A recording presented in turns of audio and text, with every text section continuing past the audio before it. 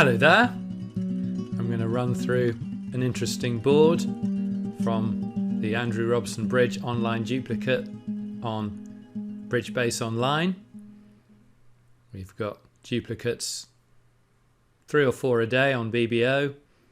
We've got gentle duplicates as well on BBO and on RealBridge. Supervised practice every weekday morning and afternoon on RealBridge.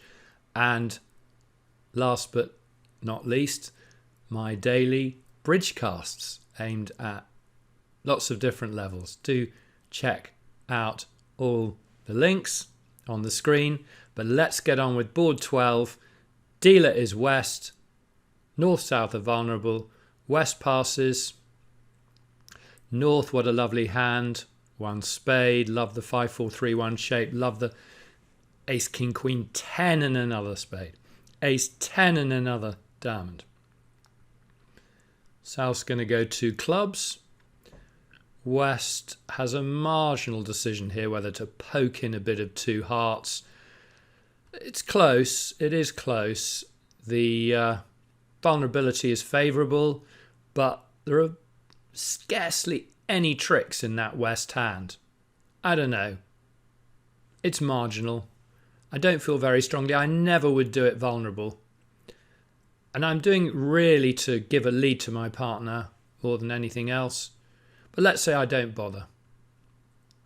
North's now going to bid 2 diamonds. So I suppose the 2 heart bid would make life slightly more awkward for North. That's another reason for poking in a bit of 2 hearts. So 2 diamonds from North probably should be played as forcing after partner's 2/1 response there, because it's cumbersome to have to jump to 3 diamonds whenever you want to force partner in an auction like this. Now, what do you think South should do? South's very pleased with that development. South has a 6-loser hand with a fit for diamonds. Now, I'm a real sucker for splinter bids, so for me, it's a 4-heart splinter bid. Partner, I've got a hand to raise to 5 diamonds, and I've got a singleton heart, maybe a void. No particular point in West doubling there. South having only the singleton. So what do you think North should do? Wow.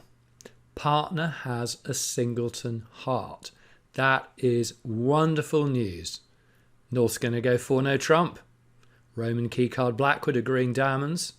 We may be headed for a grand slam in diamonds if partner's got 2 of the 5 aces and the queen of diamonds. Let's find out. No, 2 of the 5 aces, king of diamonds being an ace, but no queen of diamonds. So we could settle for 6 diamonds, expecting to lose a trump trick. But if partner has only 1 heart, partner's likely to have a couple of spades. Won't 6 spades play rather well, roughing hearts in the short spade hand? Higher scoring slam. Partner may have a Jack Doubleton spade. I think North should gamble 6 spades here rather than 6 diamonds. Higher scoring. And there'll be some occasions where 6 diamonds doesn't make. Perhaps there are 2 trump losers, whereas 6 spades does make if partner happens to have a Jack Doubleton spade. So there's a lot to be said for a 6 spade bid here, I'd say. Pass. Pass. Pass. Okay. I reckon 6 spades is the right contract at duplicate pairs. It is slightly less likely to make than 6 diamonds, but it scores that bit better. Now it's East's lead. East is not going to lead a spade from under the Jack 9-8 to 4. Not going to lead a diamond. That could easily pick up partner's queen of diamonds. East doesn't know West has the queen and the jack. And a club lead from under 3 to the queen when dummies bid the suit is entirely unappealing. So there's no good option here. Maybe East will lead a heart, even though dummies got a singleton. And even though West didn't double either 4 hearts or 5 hearts. Maybe West should double 5 hearts. But West didn't want to give North-South more room. That's the danger of doubling these amorphous bids. Okay, heart lead. Declare is going to win the ace of hearts. And now may as well score a heart ruff with one of Dummy's two piddly little spades for an extra trick. And now back, West splitting to the ace of diamonds and ruffing the other heart. Alright, so now Declarer is going to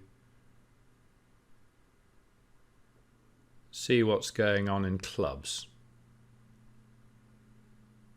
One possibility there would be to not play the king of clubs but ruff a club, but then Declarer wouldn't know how clubs were splitting. So I think ace king and then ruff a club is better.